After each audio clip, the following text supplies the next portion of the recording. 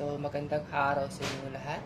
Ang tatalakayin ko ngayon sa aking ulat ay ang mahalagang yugto sa buhay ni Dr. Jose Rizal na tinatawag nating Rizal in London.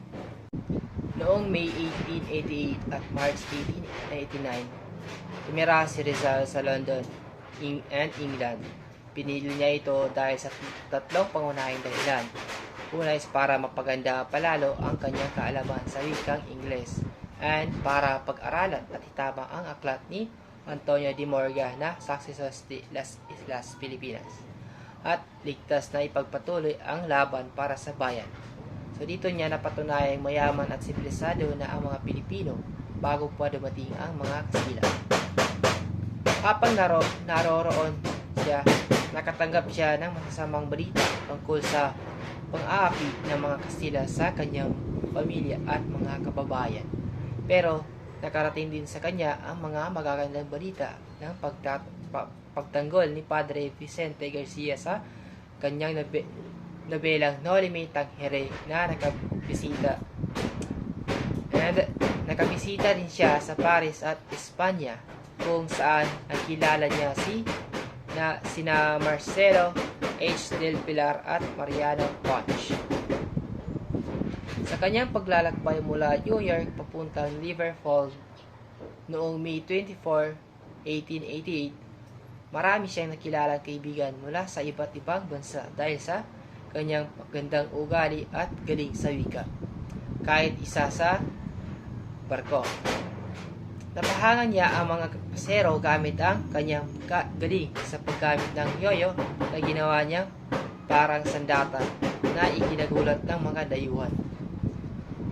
Nakausap din niya ang mga Amerikanong mamamahayag pero napansin niyang kulang sila sa kalaman tungkol sa mga isyong pandaigdig kaya hindi sila naging malapit na magkaibigan. Kinabukasan, pumunta siya sa London. Sa una, nakituloy siya kay Dr. Antonio M. Regador o isang Pilipinong abogado at nakatira rin doon at kalaunan ay naging kasama niya ito sa bahay ng pamilya Beckett sa Primrose Hill. Malapit lang ito sa mga parke at sa mga British Museum kaya napakadali na lang para sa kanyang research. So doon niya nakilala si Dr. Reinhold Rose, isang dalubhasa sa wika at kaugalian ng mga bansang malayo. Sobrang humanga si Dr. Rose sa talino at ugali ni Rizal na tinatawag pa niya itong perlas ng isang tao at tinulungan siya makapasok at makapagsaliksik ng maayos sa British Museum. Halos araw-araw siyang nandun, binabasa at pinag-aaralan ang mga lumang kasaysayan ng Pilipinas, lalo na ang akda ni Morga, na sa tingin ni Rizal ay pinakamahuhusay na kasaysayan ng ating bansa na isinulat noong panahon ng mga Kastila. So habang nasa London siya, nakatanggap siya ng balita mula sa Pilipinas na may mabuting balita pero mas madami ang masasamang balita. Nabalitaan niya ang pang-aapi daw ng mga awtoridad. Sabi ko kanina, nabalitaan niya yung mga pang-aapi ng awtoridad ng Espanya. Ang mga pag-usig sa mga Pilipinong lumagda sa anti-friar petition noong 1888. Ang pananakit sa mga magsasaka ng Kalamba ay ito yung mga kasama na ang pamilya at kamag-anak niya. Ang matitinding pananalita laban sa kanya mula sa mga senador at manunulat sa Espanya ang pagpapatapon ng kanyang bayaw na si Manuel Hidalgo sa buhol ng walang tamang dahilan at ang pagkakulong ng kaibigan niyang si Laureano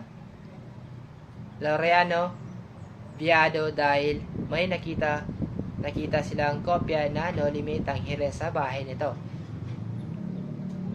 Pero mayroon ding magandang balita ang pagtatanggol ni Padre Vicente Garcia sa kanyang nobelang Noli Me Tangere laban sa mga paring Kastila. Sobrang tuwa ni Rizal dito kaya sumulat siya kay Padre Garcia noong 1891 para magpasalamat at sabihin na kailangang alamin ng mga kabataang Pilipino ang nakaraan para makabuo ng mas mahalagang kinabukasan. So, ang pinakamalaking nagawa ni Rizal sa London ay ang paglalagay ng sariling paliwanag at komento sa aklat ni Morga. Ay pinakita niya dito na bago pa man dumating ang mga Kastila, mayaman na ang kultura, sibilisasyon at pamumuhay ng mga Pilipino na kabaliktaran na sinasabi ng mga mananakop na wala daw tayong alam at ang ating mga ninuno. Wala daw alam ang ating mga ninuno. Nakabasita rin siya saglit sa Paris at Madrid noong 1888 para maghanap pa ng mga lumang kasulatan at pakita ng kalagayan ng mga kapwa Pilipino na makipaglaban para sa reforma. So doon niya unang nakilala sina Marcelo S. del Pilar at Mariano Pons na mga dakilang leader ng kilusang propaganda. So noong December 1888, itinatag ng mga Pilipino sa Barcelona ang Association La Solidaridad dahil sa respeto at paghanga nila kay Rizal. Nagkaisa silang italaga siyang pangalang Pangulo ng Samahan. So umulat siya sa kanila at nagbigay ng payo na maging mapagparaya sa maliit na bagay, magkaroon ng katapatan at mabuting kalooban, maging matipid, seryoso at pantay-pantay ang pagtingin sa lahat. So noong February 15, 1889, itinatag naman ni Graciano Lopez Jaena ang pahayagang La Solidaridad, ang tinig ng kilusan. Sumulat agad si Rizal ng mga artikulo para dito at isa sa pinakasikat ay ang Los Agricultores Filipinos, ang mga magsasakang Pilipino. Dito niya ipinakita ang hirap at kawa-awang kalagayan ng mga magsasaka sa ating bansa na pinapahirapan ng mga opisyal at kinukuhanan ng buwis at serbisyo ng sapilitan at laging napapagod pero lalong naghihirap. Bukod sa mga akdang pampolitika, lumikha rin siya ng mahalagang suratin tulad ng La Vision del Fray Rodriguez bilang sagot sa mga umaatake sa kanya at ang tanyag na liham sa mga kababayan ng Malolos na nagturo ng tungkulin, dangal at pagmamahal sa bayan. Ibinahagi rin niya ang ating mga kasabihan at kwentong bayan sa ibang bansa. Sa panahong ito, nagkaroon din siya ng damdamin, romantikong ugnayan kay Gertrude Beckett o mas kilalang Getty, ang panganay na anak ng kanyang tinutuluyang pamilya. Mahal nila ang isa't isa pero napagtanto ni Rizal na hindi siya pwedeng magpakasal dahil mayroon siyang misyon para sa bayan. Kaya pinili niya munang isang tabi ang pag-ibig dahil sa kanyang dakilang misyon para sa bayan. Bago pa man umalis si Rizal, gumawa muna siya ng 4 na nilalok na sining at binigay ito bilang alaala.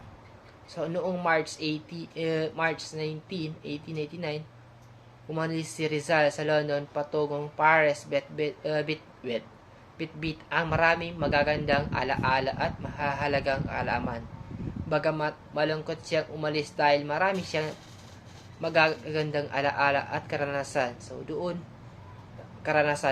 Pero alam niyang kailangan niyang ipagpatuloy ang laban para sa kalayaan at pag-unlad ng Pilipinas.